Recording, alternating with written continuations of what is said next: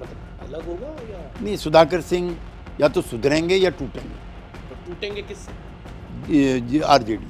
नहीं, आप टूटेंगे आरजेडी से या नहीं, सुधाकर? आरजेडी में वो उनके दिन गिने होंगे, इन्हें गिने। ऐसा ना हुआ होता तो वर्तमान में भी 2010 जैसी स्थिति होती और हम 90 के आसपास होते। भावना फिर से पनपती अगर दिखी तो जनता दल यूनाइटेड एक बार फिर से नए सिरे से गठबंधन पर विचार कर सकती है।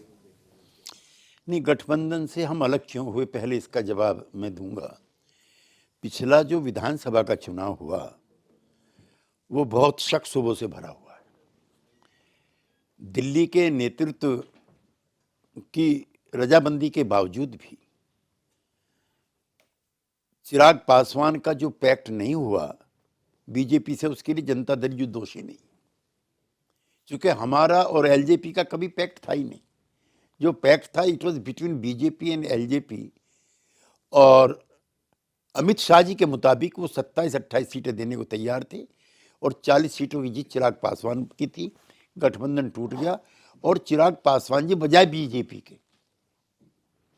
उन्होंने जेडीयू पर हमला करना शुरू कर दिया। मैं भारतीय जनसंघ के साथ हूँ 1967 में।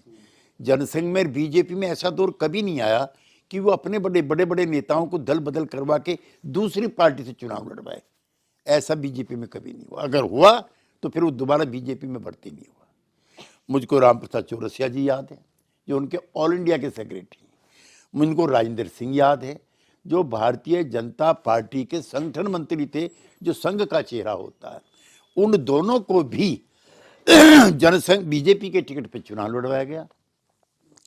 और ये सिर्फ जो जेडीयू है उसके उम्मीदवार के खिलाफ खड़े हुए।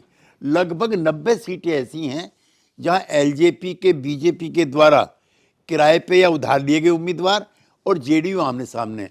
अगर ऐसा ना हुआ होता तो वर्तमान में भी 2010 जैसी स्थिति होती और हम 90 के आसपास होते। सर, इसी से जुड़ा हुआ एक सप्लीमेंट्री सवाल ये है, चूंकि लगातार विचारधारा की बात होती है, कांग्रेस पार्टी भी अब देखिए राहुल गांधी यात्रा पर हैं।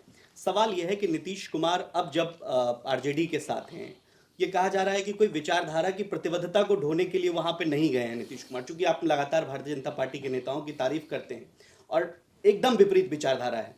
ऐसे में कैसे विपक्षी एकता की मुहिम एक होगी, क्योंकि नीतीश कुमार भी तारीफ करते हैं, केसी त्यागी जैसे वरिष्ठ नेता भी भारतीय जनता पार्टी की तारीफ करते हैं, तो विचारधारा तो आपकी उनसे मिलती दिख रही है। मेरा सप्लीमेंट्री जवाब रह गया जब मैं बोल रहा था उस समय का, और वो ये है कि नीतीश कुमार संख्या कम होने की वजह से मुख्यमंत्री नहीं बनना चाहते थे। ये भारतीय जनता पार्टी के हमारे मित्रों को पता है, क्योंकि हमारे 45 के आसपास विधायक थे, उनके 80 प्लस थे, लिहाजा मुख्यमंत्री उनका होना चाहिए। लेकिन ये दिल्ली के नेताओं का अच्छापन था कि उन्होंने नीतीश कुमार जी को कहा कि नहीं, आप मुख्यमंत्री बनिए। लेकिन निराशाजनक है कि पहले दिन से ही जो वहाँ के स्थानीय नेता था, जिसमें पार्टी के अध्यक्ष भी शामिल हैं, उन्होंने कहना शुरू कर दिया यद्यपि हम ज़्यादा संख्या में हैं लेकिन फिर भी हमने मुख्यमंत्री नीतीश कुमार को माना है। अपमानित किया आपको लगता है? अपमानित किया और डेरोगेटरी कमेंट थे जो नीतीश कुमार के स्वभाव के विरुद्ध थे। इतने दिन फिर क्यों आपने अपमान सह लिया? हम चूंकि गठबंधन को तोड़ने के सुधाकर सिंह वो नहीं बनना चाहते थे। अब तो उससे ज्यादा हो रहा है। उसका नतीजा भी निकलेगा जल्दी। क्या मतलब अलग होगा या नहीं, सुधाकर सिंह या तो सुधरेंगे या टूटेंगे। तो टूटेंगे किससे?